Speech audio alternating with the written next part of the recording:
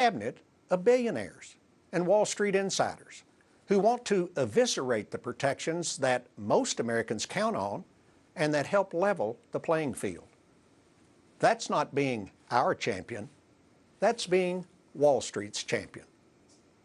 And even more troubling, you and your Republican allies in Congress seem determined to rip affordable health insurance away from millions of Americans who most need it. Does the Affordable Care Act need some repairs? Sure it does. But so far, every Republican idea to replace the Affordable Care Act would reduce the number of Americans covered, despite your promises to the contrary.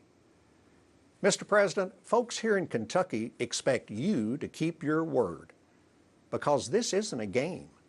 It's life and death for people.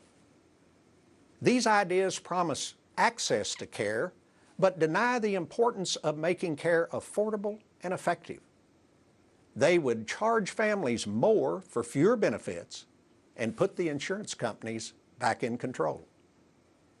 Behind these ideas is the belief that folks at the lower end of the economic ladder just don't deserve health care, that it's somehow their fault that their employer doesn't offer insurance or that they can't afford to buy expensive health plans. But just who are these 22 million Americans, including 500,000 people right here in Kentucky, who now have health care that didn't have it before? Look, they're not aliens from some distant planet. They're our friends and our neighbors. We sit in the bleachers with them on Friday night. We worship in the pews with them on Sunday morning.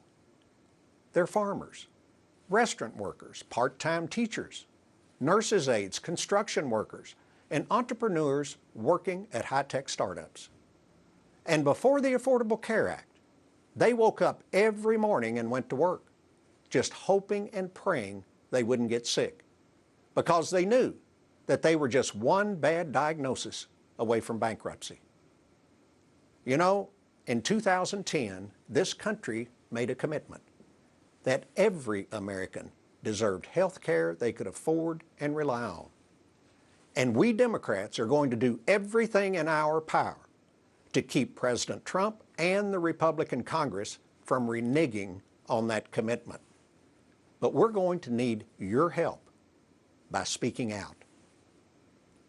Another commitment now being tested is to our national security. Look, make no mistake, I'm a military veteran myself, and I know that protecting America is a president's highest duty.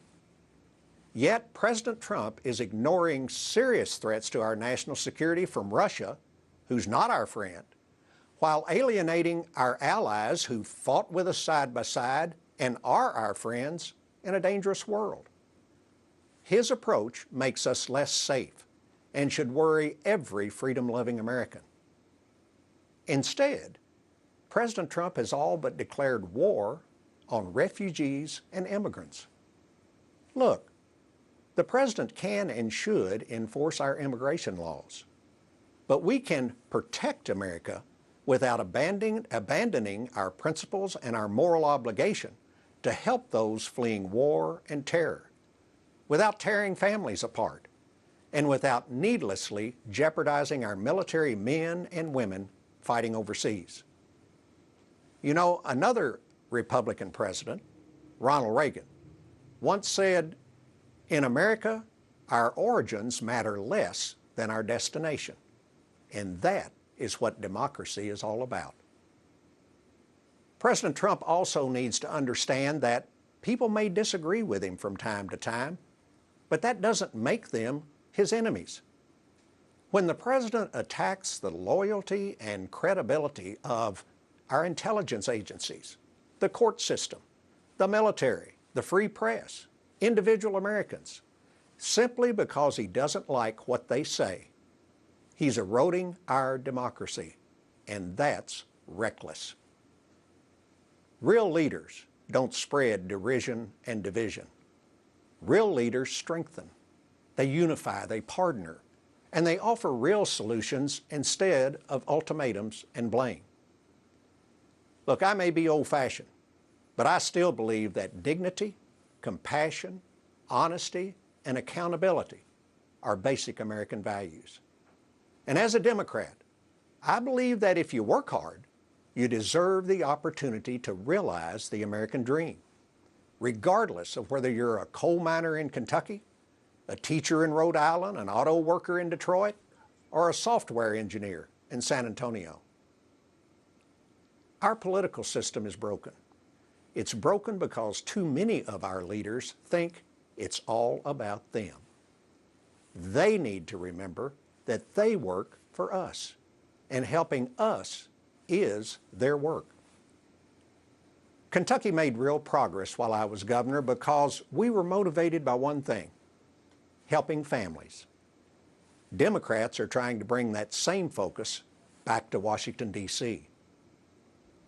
Americans are a diverse people, and we may disagree on a lot of things, but we've always come together when we remember that we are one nation, under God, indivisible, with liberty and justice for all. Thank you.